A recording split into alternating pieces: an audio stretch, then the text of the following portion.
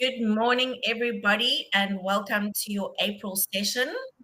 We have the fabulous Joshua Schumacher, who is going to be doing our talk this morning. Joshua, I'm sure you asked a million times if you related to Michael Schumacher, but don't worry. It's the first question I'm always asked. So we just want to know if you're gonna apply a Formula One racing driver statistics to our training this morning. Is that what you would like? Would you like me to race through this as quickly as possible? No, not at all. Not at all. Perfect. Joshua, thank you so much for being a part of this training. Much appreciated. And I am going to hand it over to you. Fantastic. Thanks so much for the intro. So yes, for those of you who don't know me, my name is Joshua Schumacher. I'm a senior associate here at STBB in the Bedford View branch. And I'm looking forward to going through some of these or some of this training with you. Today, I will be talking about the terms versus suspensive conditions in an offer to purchase. And how I like to conduct these training sessions is, and I'm not sure if it's possible on this platform, I'm hoping it is, but instead of me going through the content and getting to a point at the end where everyone decides they've got questions, if someone has a question, you're welcome to stop me, ask the question right away. Let's deal with the issues as we're going through the slides. It's the way I prefer to do it, and I think then the questions can remain relevant to everyone. So if anyone stops me, I'll be monitoring the chat on the side, but you guys just let me know. The one question I do have, having never used this platform before, am I leading the slideshow? And if so, can everyone see the slideshow? Everybody can see the slideshow and you're going to control it. So you will just move the slides along as you're talking. Okay, so I just click through the slides here and you guys are seeing them fine on your end? Yes, and they will pop up on everybody's screen. 100%. Okay, sounds good. Sounds good. Thank you. Okay, in that case, let's get started. So we're dealing with terms versus suspensive conditions. So slide number 1. As a general broad background, we're going to be dealing with what is a term. So, and please forgive me if I look down every now and again. I've made my own notes in addition to what you'll be seeing on the slide. So I may just refer to the notes below me here. But what is a term? Every sentence in an agreement or contract that grants a right or imposes an obligation is known as a term. These terms are stipulations and provisions that the parties include in their agreements. And remember, we're specifically talking about sales agreements, as those have relevance to you guys. And it is these terms that constitute the content of the agreement. So what do terms in an agreement do? They give rise to legal consequences or obligations arising from the agreement. And it's important to remember that within the permissible limit, the parties are free to determine the terms of their agreement. What that means is it is within the limits of the law. So there is no reason why two parties to an agreement of sale can't contractually agree outside of the norm to anything. For example, there is no reason in law why you can't agree that the buyer will pay the estate agent's commission, just as an example. Provided it is not an illegal term, the parties are free to determine the terms of their sales agreement. So yes, what are the basic terms of an agreement? The seller transfers the property to the purchaser in exchange for money. Those are the three primary terms of a sales agreement. Without one of those things, you can't have a legally binding offer to purchase or agreement of sale for the sale of property specifically. So I hope that clears up what is a term. You guys would have dealt with terms all the time. Just remember, parties are free to contractually agree to anything, provided it is not illegal. All right, so next slide will be, what is a resolutive condition? So you guys would have all heard of suspensive conditions, and we'll get into suspensive conditions now. But resolutive conditions have the opposite effect to a suspensive condition. This is where you contain a condition in the agreement which refers to a specific clause that leads to the termination of the agreement on the occurrence of a stipulated event. So these are quite interesting because unlike suspensive conditions which activate an agreement, resolutive conditions are designed to dissolve it under certain predefined circumstances. So this means that when you sign a contract or an agreement or even agreement of sale with a resolutive condition, the agreement of sale itself comes into effect immediately. It's not like a suspensive condition which suspends the agreement of sale until that condition is fulfilled.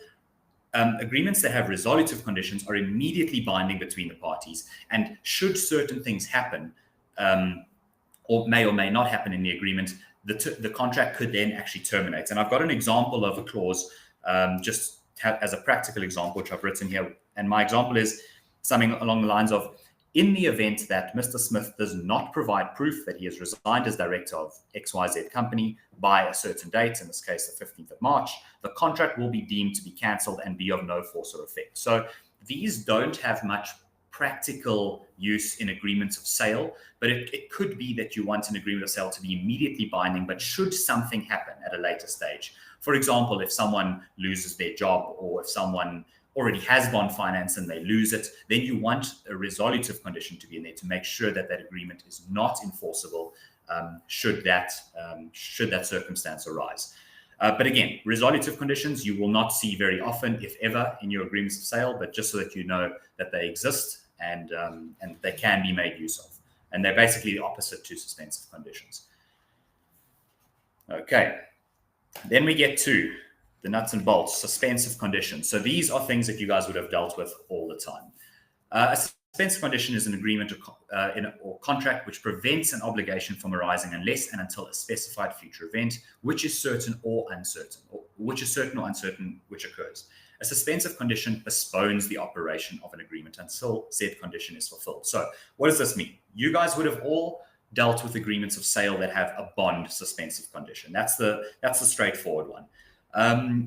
The agreement of sale itself does not come into legal force and existence. In other words, no obligations or consequences flow from that agreement if the suspensive condition is not met. If the buyer does not get bond finance, or if the buyer doesn't sell his property by a certain date, etc., then there is no agreement and it just lapses outright. You don't need to cancel the agreement. You don't need to put that lapse in writing. It just cancels outright. It's a term and condition, suspensive condition of the agreement of sale. But yeah, you guys would have dealt with these things before, and I will get into more specific examples as we go through this list. Okay, so just elaborating on suspensive conditions a little bit. A suspensive condition is a powerful contractual term that influences the operation of a contract or agreement as a whole. Some of these, the ways that it influences the agreements are in terms of the nature of the condition and how it relates to the effect of the operation of the obligation or agreement.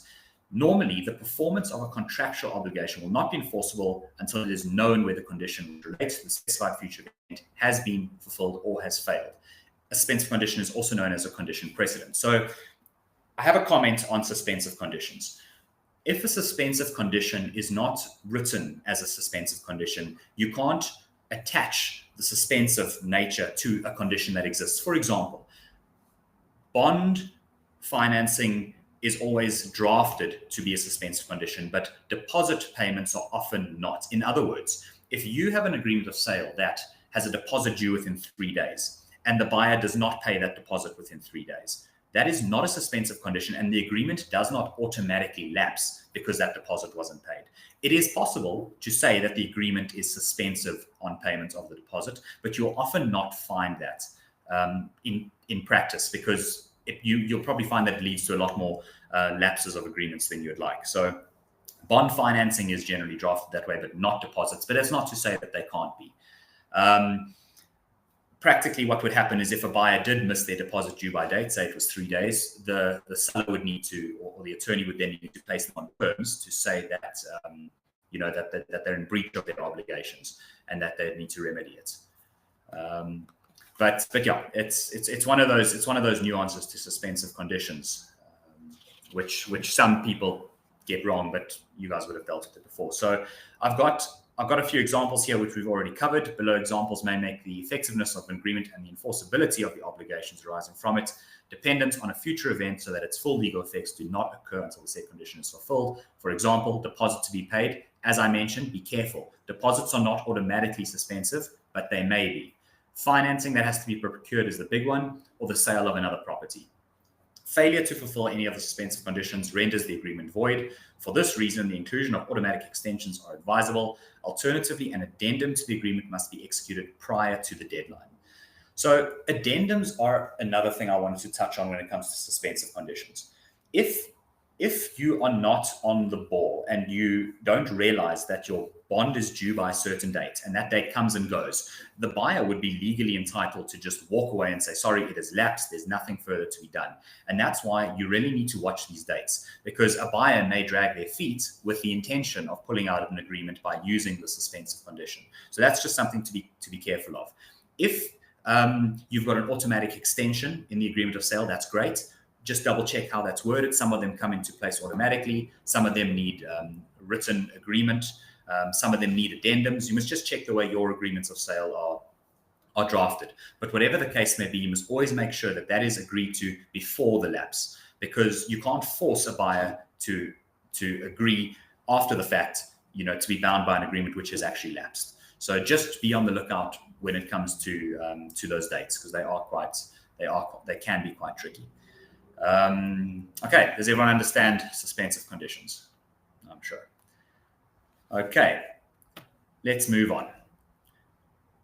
When is an agreement deemed to be binding? So this is fairly obvious. When an agreement is subject to a suspensive condition, it comes into effect only once the condition is met. In other words, okay, so this can actually be broken down into two parts. An agreement is deemed binding when the suspensive condition is fulfilled, as we know, but that does not mean that certain rights and obligations don't flow at the first instance when an agreement is signed. So in our example, the agreement of sale is subject to a deposit which is payable within 3 days. It doesn't mean that they only need to pay that deposit within 3 days. Well, it depends on the way the agreement is written, after the suspensive condition is fulfilled. It still does create those rights and obligations initially. However, if the suspensive condition ultimately is not fulfilled, you've got to reset your parties to a point in time where they were in the same circumstance prior to the agreement. In other words, if there's a deposit that's already been paid and the suspensive condition is not met, the attorney has to simply refund them the deposit plus interest. It's as simple as that. If there was, look, breach is another story, but there are some non-refundable deposit issues, and there might be claims for commission or damages from that deposit, but it depends on the nature of the way your agreement was drafted. But that's a discussion for another time. So that is when an agreement is deemed binding. It's immediately binding with certain obligations, but the essence of the agreement does not come into effect until a suspensive condition is met. I hope that distinction is clear to everyone. Okay. When is an agreement deemed binding? Continued. Where an agreement for the sale of immovable property contains a suspensive condition to the effect that the purchaser must obtain mortgage bond approval, for instance, the following applies. The agreement is suspended until the bank or other financial institution approves a bond, and if the bank does not approve the bond by the due date and the amount stipulated in the agreement, it will lapse unless the time period for obtaining bond approval is extended prior to the due date. If a purchaser obtains the bond for a lesser amount than was stipulated in the sale agreement and wishes to accept it, the purchaser may unilaterally waive the bond condition, provided the purchaser is able to finance the shortfall in cash. But there's a couple of points that I want to mention on this, because this is something that we find quite a bit. First of all, the bond condition is always inserted for the benefit of the buyer. The buyer may waive that bond condition unilaterally, should they choose to do so. And they may also, as we've mentioned here, accept a lesser amount of the bond. If they do that, you do need to enter into an addendum, and that's that first point over there where it says the waiver must be reduced to writing. You need to enter into an addendum to account for the fact that a lesser bond has been granted and accepted, and the buyer will now pay the shortfall in cash. We suggest you always put a date in there, because otherwise you're leaving these things open-ended. The other thing to consider is that the seller must also agree. So the seller must see that the bond condition has been fulfilled, albeit at a lesser rate, and they must then agree via addendum. It has to be reduced to in writing, but it's at the instance of the buyer. They are the one that starts this process, and they can waive the condition or not. If they get bond finance and it is for a lesser amount, then the suspensive condition is not automatically deemed to be fulfilled because they needed the bond for a certain amount. So you can't force them to pay a shortfall. And we're going to get into a bit later some other things when it comes to the granting of bonds, which is quite interesting. Okay, and then it must be signed before the due date for obtaining bond approval, and the purchaser is able to make up the balance of the purchase price despite the lesser amount of the bond. So again, remember that they can accept a lower bond amount. You must enter into an addendum to account for that. Remember, the banks will require it as well when it comes to issuing consents and all sorts. So just keep all of that in mind. Okay, next slide.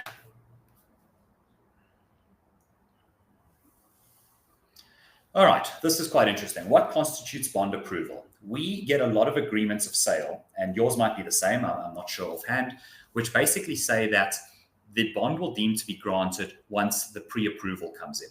But for the reasons I'm about to explain, that doesn't quite cut it in law. So if we can just go through these points quickly. The bond approval process commences once all the credit checks have been completed and all FICA requirements have been met. In practice, the banks initially approve and provide an approval in principle. The approval is still subject to the bank finding value in the property and the loan amount requested. As per the provisions of the National Credit Act, an applicant for financing must first be provided with a quotation setting out all the short-term and long-term financial implications of the proposed loan, which the applicant may accept or reject within 5 days of receiving same. Accordingly, bond approval is only deemed to have been met once a full quotation has been received from the bank and is accepted by the purchaser. So this is a bit of a contentious one, because a lot of people, a lot of agents, a lot of sellers will try and say, well, they got their pre-approval or their approval in principle, that should bind them to the agreement. And they often rely on the fact that the agreement of sale specifically says that the approval in principle is what constitutes bond approval and a fulfillment of the suspensive condition. But it's not quite that simple, and there's case law. So in other words, these matters have gone to court, and as we'll see a bit later, the courts have often found in favor of the buyer in this case, when only approval in principle was issued. Having said all of that, if a matter were to become litigious and it were to go to court, courts will always look at the facts of every single circumstance. And obviously no one wants to get there, but if you sign a 20 million rand deal and it falls around whether there was bond approval or not, then it might be worth fighting. But the courts will always look at all the conditions surrounding a sale. How was the agreement drafted? What was the conduct of the parties, etc., when it comes to determining whether the suspensive condition and whether the bond approval was granted. Okay, so then moving on. Different scenarios and case studies. So now we're going to get into a few case studies of what we've been discussing. So there is a statutory right to decline a bond quotation, and this right actually exists under the National Credit Act, and it follows a decision in Besson versus Ramini. So this was a court case, happened in 1992, where the court held that a suspensive condition is only fulfilled once the loan agreement has been accepted. So notwithstanding the fact that a pre-approval is then issued, sometimes an actual agreement is issued, or an actual approval. So not a pre-approval, an actual approval of the bond is issued. And if the buyer still does not sign that approval, even after the credit checks have been done, the suspensive condition is still not deemed to be fulfilled, even if it was for the right amount of the loan, because there may be a case where the interest rate was way too high. Remember, the buyer's got the right in terms of the National Credit Act to accept it. So that's why you'll often find them going from bank to bank, trying to get the best interest rates possible. And if all of them grant a loan for the amount, but all of them have got interest rates that are way too high, and the purchaser says no to all of them, well, then you don't have fulfillment of your bond condition. We do put pressure, as we all know, on buyers to accept them, based on the fact that, rights and obligations have flown and there's an expectation, et cetera. But legally speaking, if it were to go to court, that argument wouldn't hold up. That's not to say we mustn't put pressure on them, because buyers are sometimes very quick to say, I got a bond, but it wasn't, the interest rate wasn't right. I don't want to continue. We always put pressure on them. It's the right thing to do, for the sake of the sale. We don't want to lose the sale. But yeah, just so that you know, the case law is on their side. At present, there is no guiding law as to whether a purchaser is obliged to accept a quotation that is furnished on the bank's usual terms and conditions. What that means is that there is no law specifically that says, there's no legislation that says that a purchaser is obliged to accept a quote, if the bank issues it. These are all governed by agreements of sale, and if an agreement of sale gets to a point where you need to fight it in court, the courts and the judges will look at it on their own merits. So a decision to refuse a bond quotation will result in the lapsing of the sale agreement as a suspensive condition has not been fulfilled. So quite simple as that. If the bank comes back and says, we've given you a bond at 12 or 13% interest, and the buyer says no, then, and if that's the only bank that accepted it or that issued the quotation, then that agreement of sale will simply lapse. Suspensive condition has not been fulfilled. I know it doesn't seem fair, but that is the reality of it. Okay, so then that's the first case study that I wanted to deal with. The second one is an insufficient loan amount. So in the scenario, the purchaser may be given a period within which to raise the remaining funds. If this is not achieved, the suspensive condition is deemed not to have been met despite bond approval. The agreement is thus null and void. So this we covered already, and it works in the exact same way. If the bank grants a bond, but the bond is for a lesser amount, and the purchaser does not accept the shortfall and sign an addendum, then the agreement simply is null and void. Okay, no questions so far. I know I'm going through this quite quickly, but if you guys do have questions, or if you've experienced anything practically that you want to raise, by all means, just let me know. I'm watching the comments. Okay. Then, just to continue with some various scenarios and case studies, and it's more of an elaboration of what we've already discussed, but when it comes to unfavorable interest rates, protection against this unfavorable situation may be included in the offer to purchase. For example, a clause, and you guys might have actually done this before, which stipulates that the sale is subject to the purchaser being granted bond financing at an interest rate not exceeding a certain percentage. So buyers sometimes put this in to protect themselves. And if you've got a savvy buyer, then it's not a bad idea. If not, the purchaser may assert their rights under the National Credit Act within 5 days of receipt of the quotation by rejecting the bank's offer and cancelling the agreement. So this is a very interesting one. It's buyers protecting themselves to make sure that they won't be bound into an agreement of sale where you've got an excessive interest rate. It's not ideal for the sellers or even for you as the agents, because you are restricting the clause quite a bit. Because you might get bond finance and you might have been able to apply that pressure that we looked at earlier. But if the agreement of sale is very clear that the interest rate can't exceed a certain percentage, the buyer is probably going to rely on that to simply pull out. So, as I mentioned, setting an exact interest rate is complicated. In practice, a ballpark interest rate above prime may be included to offer guidance in these cases. But it is a very difficult thing, because remember, interest rates are always changing, and it does become a bit complicated to manage from that perspective. But that's not to say it can't be done. As I mentioned at the beginning, you're free to contract anything in an agreement to sale. You're free to contract that the buyer will be responsible for the electrical compliance certificates. You're free to do all sorts of things, within reason. So careful consideration of the terms of the agreement and seeking the advice of professionals prior to signing can go a long way to ensure a smooth and beneficial transfer for both purchaser and seller. So I think that sentence is self-explanatory. Okay, then next.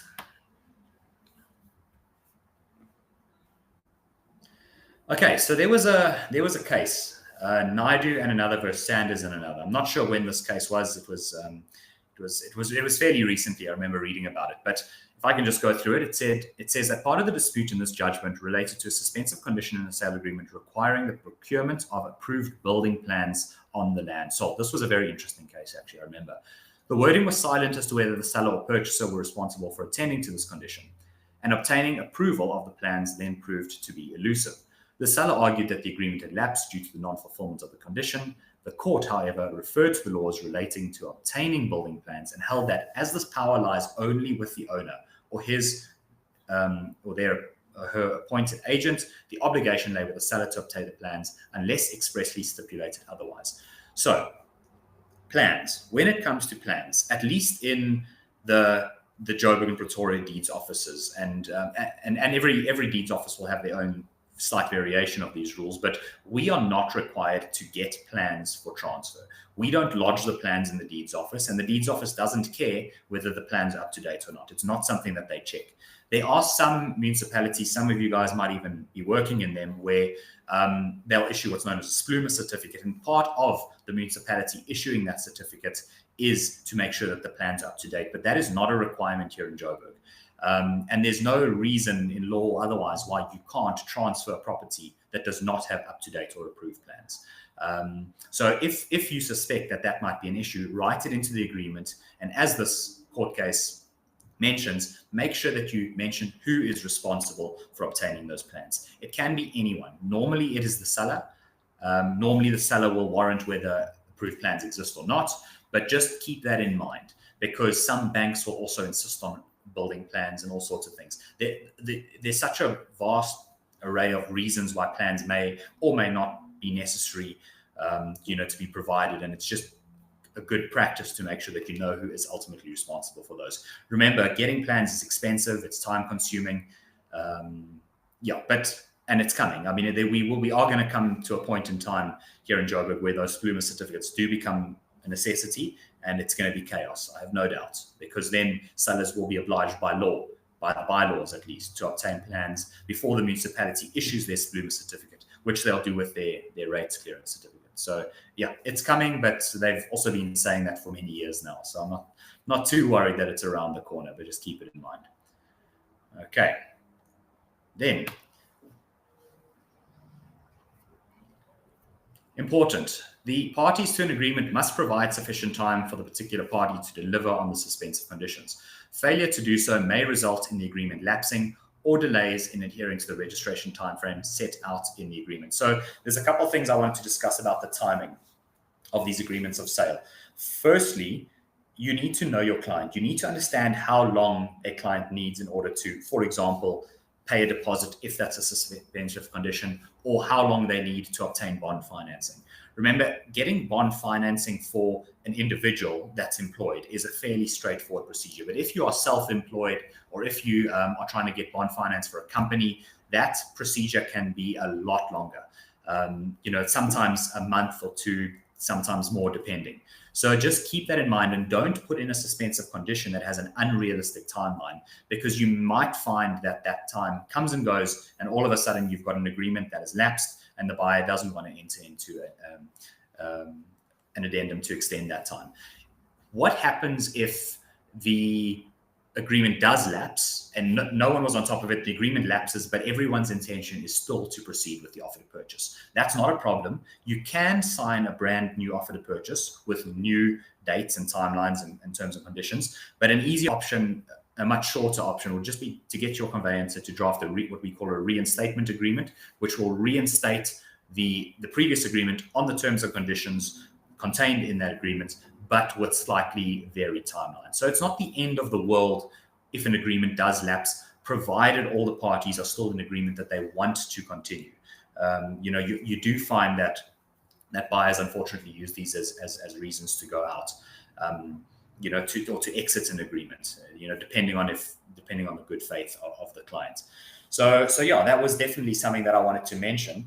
And we're actually coming towards the end of the differences between the suspensive, resolutive conditions. So I was hoping to actually ask you guys if you've experienced any of these issues that we can discuss and chat, maybe some practical examples. What happens if when? Because I find that it's often easier to remember these concepts if you can relate them back to to something that you've experienced yourself. I see someone is typing, so I'm hoping that's a question coming in.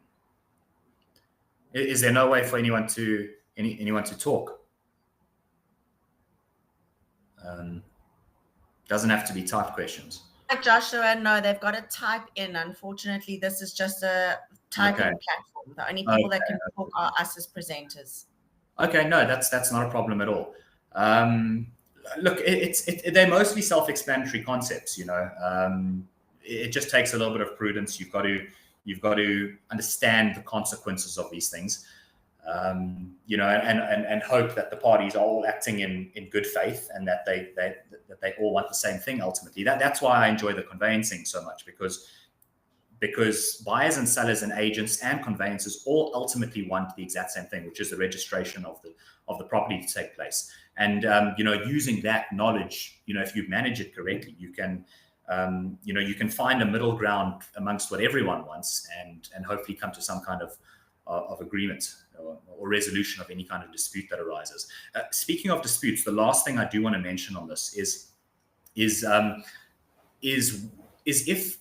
a suspensive condition is not fulfilled, because it's obvious that the buyer, well, in this case it would be the buyer is simply not applying for bond finance, which does happen, then that would be a separate issue entirely. That's where your breach of contract would come in, and that's a whole nother session on its own. How do you apply the terms and conditions, specifically relating to the breach clause in your agreement, when someone specifically does not, for example, they don't apply for the bond finance, even though it's incumbent on them to do so.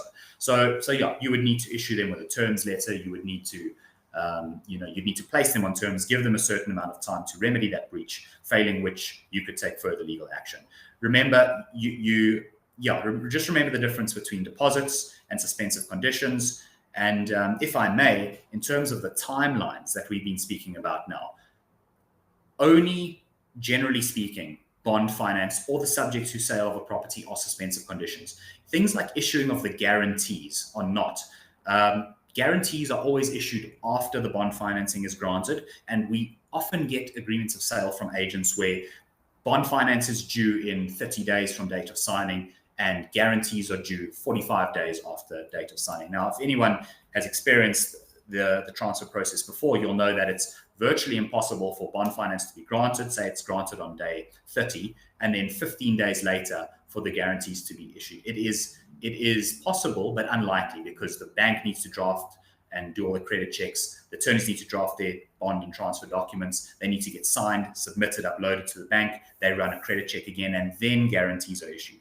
And that is why, if guarantees are late, you will notice that probably in your agreement too, they are not suspensive conditions. Because if they were, the buyer pays his deposit, he gets a bond, signs his bond documents, but then because the attorney was slow or the bank was slow, the guarantees aren't issued by a certain date, and now the agreement is lapsed. So just be aware on the importance of how suspensive conditions particularly can impact these agreements of sale if the timeframes aren't adhered to. So it was a short session, only half an hour. I hope it was informative. I see there were no questions, which is great. Well, not great for me. I love answering questions, but yeah, I'll be around for a little bit. So if you guys do want to ask away, by all means. Thank you, guys. Thank you all. Thanks, Joshua. You got great feedback. Clear, concise, extremely useful. I think next time we're going to give you a real hard topic, and then I know that the questions are going to come. Either that or you are very I'm good. Very happy with that. Yeah. Thanks, Joshua. Thanks for your time. Much appreciated. No, thank you so much. I appreciate it. And if you guys do have any questions, you're always welcome to